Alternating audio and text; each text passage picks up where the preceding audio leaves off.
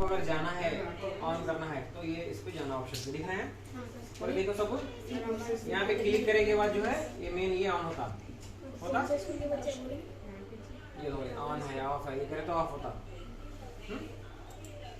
अब हमको सर्च करना है, क्रोम में जाना है हमारे को, गूगल पे कौन सी भी चीज सर्च करना है, ये देखा यहाँ पे देखो।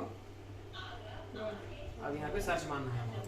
अब हमको जो भी चीज होना है हम यहाँ टाइप करें तो वो चीज हम देख सकते हैं। सोचो अब समझो साइंस से एक्सपेरिमेंट मानना है, अभी मान लो साइंस हाँ है नहीं, यस साइंस एक्सपेरिमेंट्स आया अभी। अब हमारे को साइंस समझो स्कूल एग्जिबिट ये होना है, ये बैक का है बटन दिख रहा साइंस। अब हमारे को एग्जीबिशन मानना है तो खाली सिर्फ तुम्हें आ गया ना एग्जीबिशन दिख रहा, साइंस एग्जीबिशन। तो साइंस एग्जीबिशन फॉर स्कूल मारेंगे हम, साइंस एग्जीबिशन मारेंगे, साइंस एग्जीबिशन आ गया। देखो साइंस एग्जीबिशन के पूरे वीडियोस आए, देखो यहाँ वीडियो हो रहा, आप करो सर।